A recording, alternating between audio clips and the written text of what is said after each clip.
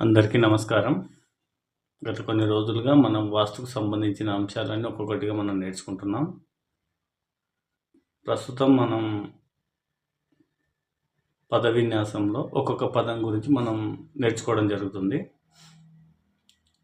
ముందుగా మన మహిళలందరికీ మహిళా దినోత్సవ శుభాకాంక్షలు. సో ఇవాల్టి అంశం ఏంటంటే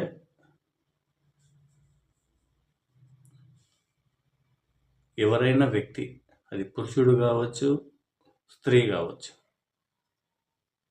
ఏదైనా ఒక పని చేద్దామన్నప్పుడు ఆ పని రోజుల్లో అయ్యే పని మరో రోజుకి వాయిదా పడడం, లేదా ఒక నెలలో అయ్యే పని మరొక నెలకి వాయిదా పడడం, ఒక సంవత్సరంలో అయ్యే పని మరొక సంవత్సరానికి వాయిదా పడడం,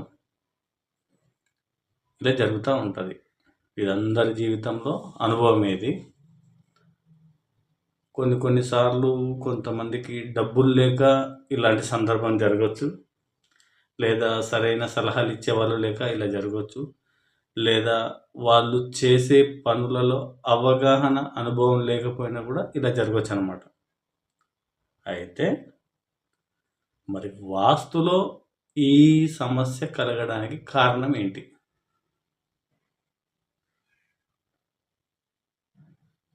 అనే అంశం మీద మనం ఈరోజు వీడియో చేయడం జరుగుతుంది.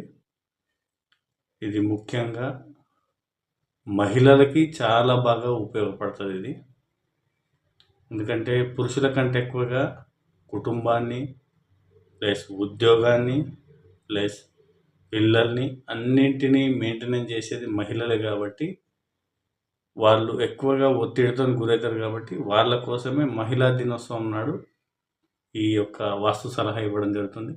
కాబట్టి నా వీడియోలు అన్నీ చూడండి, స్కిప్ చేయొద్దు, మీ బంధుమిత్రులకు అందరికీ షేర్ చేయండి.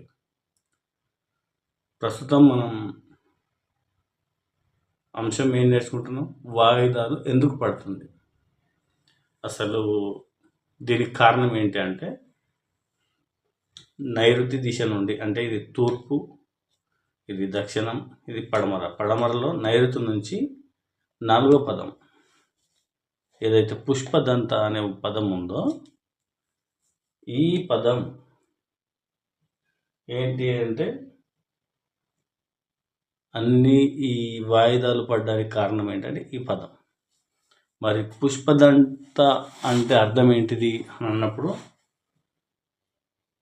ఈ పుష్పదంత అనే గాడ్ ఎవరైతే ఉంటారో ఈయనకి శివుడు అంటే ఇష్టమే, శ్రీ మహావిష్ణువు అని కూడా ఇష్టమే అన్నమాట ఈయనకి. మరి నా గుణగణాలు ఎట్లుంటాయి అని అంటే మంచి తెలివైన వాడు ఈ పుష్పదంత అనే దేవుడు. ఎంతటి తెలివైన వాడు అంటే మనం పూర్వకాలంలో కథలు చెప్పుకుంటాం కదా. మన శ్రీకృష్ణదేవరాయలకి తెనాలి రామలింగడు అనే ఒక కవి ఉండేటోడు.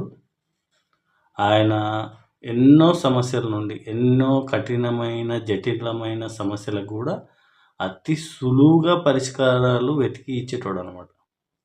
అంటే ఎటువంటి సమస్య వచ్చినా కూడా ఈయన చిటికలో వాటిని సాల్వ్ చేస్తాడు అనమాట. అట్లాగనమాట. మరి ఈ తెనాలి రామలింగడికి ఈ పదానికి సంబంధం ఏంటంటే మన పుష్పదంత అనే దేవుడు కూడా ఇటువంటి టాలెంటెడ్. మరి ఈ పదం కనుక వాస్తు దోషాలతో ఉన్నప్పుడు సరైన విధంగా గైడ్లైన్స్ దొరకదు, సరైన సలహాలు దొరకవు, సరైన దిశలో నడక ఉండదు. ఒక రోజులో చేయాల్సిన పని రెండో రోజుకి వాయిదా పడుతుంది. ఒక నెలలో చేయాల్సిన పని నెక్స్ట్ ఇయర్కి వాయిదా పడుతూ ఉంటుంది. ఇక్కడ ఈ పదంలో కనుక దోషం ఉంటే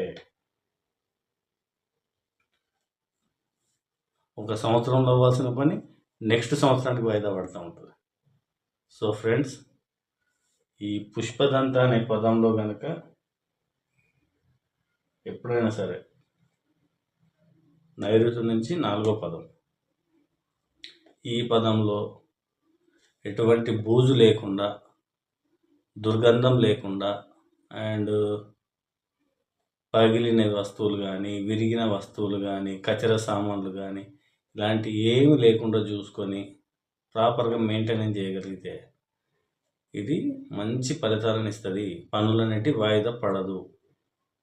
ఇంకొకటి ఏంటంటే ఈ పదాన్ని మనం ఎలా వాడుకోవాలంటే, ఇప్పుడు ఇంతకుముందు అన్నాం కదా, మనకు ఉపయోగపడే వస్తువులు ఏవైతే మొబైల్ ఫోన్ ఉందో, మనకు రోజు మొబైల్ ఫోను ఖచ్చితంగా ఉపయోగపడుతుంది.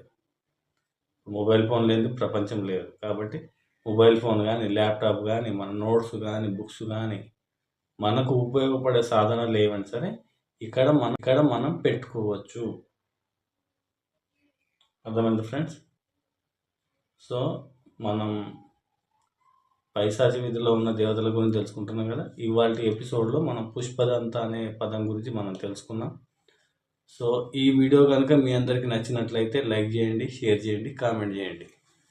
ధన్యవాదాలు.